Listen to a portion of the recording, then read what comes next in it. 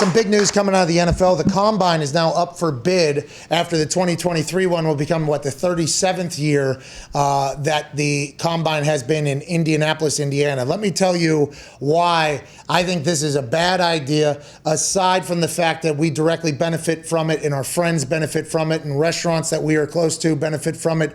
Indianapolis is literally built to host things like the Combine. Now, I understand the NFL wants to make more money and that the publicness of the draft, whether it was in Nashville or Cleveland or Dallas or whatever, makes it this, maybe something that they want an allure, a little bit of we can do this with the Combine as well. Completely different operations. Okay, the Combine is not a celebration situation. It's an evaluation situation. The people that are coming are the diehard football nerds, not the people that are just here to celebrate their team getting a new good player.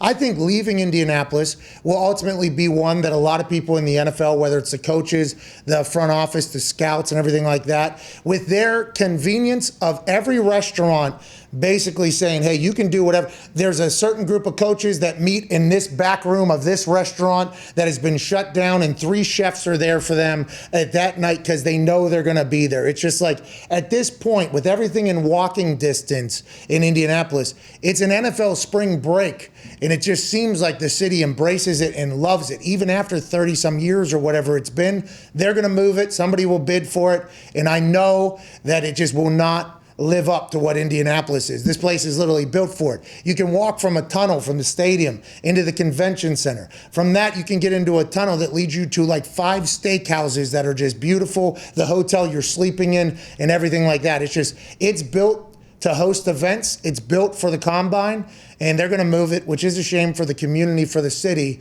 but also I think for the scouts and everybody. They're going to hate it wherever it goes next.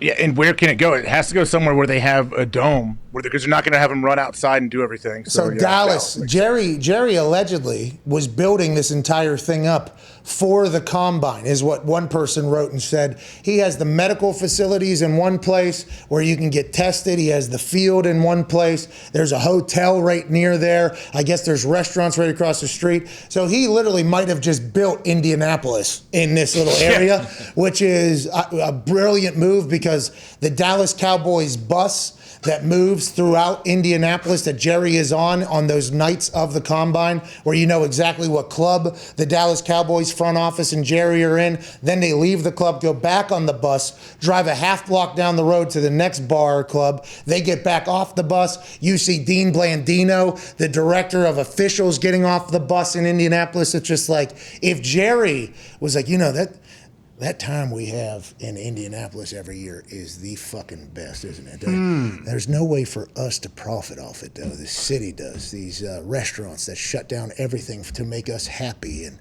this town basically doesn't let anybody else in it without permission of the NFL for the. How do we make money off of that, though? Oh, fuck it, I'll build my own. And he did. It sounds like he did, and he's going to bid for it, and I assume he's going to do it, and it's going to be fantastic. But Indianapolis has loved, I think, hosting the Combine for a long time. Aside from Dallas, is it all the new stadiums like L.A., Vegas? That would probably be up the other for favorites that I read were Vegas and L.A. Yeah, but the people that are given the favorites or whatever, it's all about proximity. Everything is going to be about proximity. That's what everything is going to be. So, in this won't be made in the mind, but the fact that across the street, Jerry has like 5 restaurants, 6 restaurants that have been built up in an area as well. I think that's a big part of it, because what people talk about with the Combine, it's before the tampering period for free agency. It's where a lot of agents and teams get a lot of business done and businesses done. And that's why, by the way, restaurants basically have to be pretty much completely shut down unless you're invited by the NFL. Indianapolis does that. Indianapolis loves being a part of that whole thing. That's where all free agency stuff happens before free agency officially opens, because all the agents go there. The team, that's where so much work gets done that is not talked about. Hundreds of millions of dollars of deals have been negotiated in either Prime down here or Kilroy's or any of these other bars we have downtown. And by the way, the restaurants and the people that work there, they know that. It's like, hey, okay, you guys need to do your shit, go ahead and do it. We'll shut it down. We'll bring in more chefs,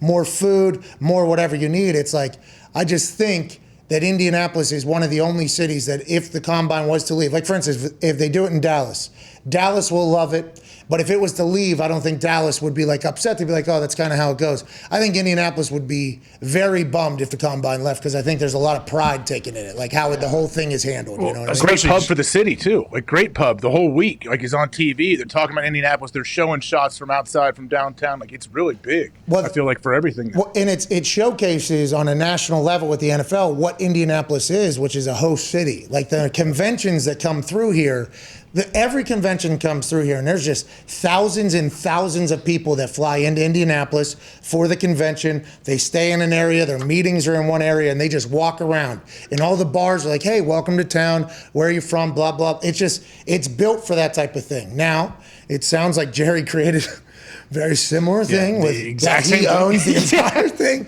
Hey, will we know? Will the bids be public? Can we know how much they will So bid? Nashville has come out and said that their city planning people are going to put together a bid. Dallas is going to put together a bid. Vegas said What's the range? What do you think the range is that they will bid? I have no idea.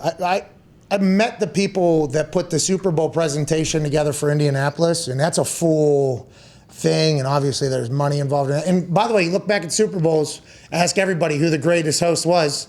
Indianapolis. We got very lucky with the weather. I have no idea how that happened. Shout out to Jim Irsay and the football gods having a good relationship and it being like 60 degrees in February and sunny and clear skies, like perfect almost. Ask people who was the best Super Bowl host city though. This city crushed it. Final Four, crushed it. Every convention crushes it. Combine crushed it. Indianapolis 500, 300 to 500,000 people coming into town.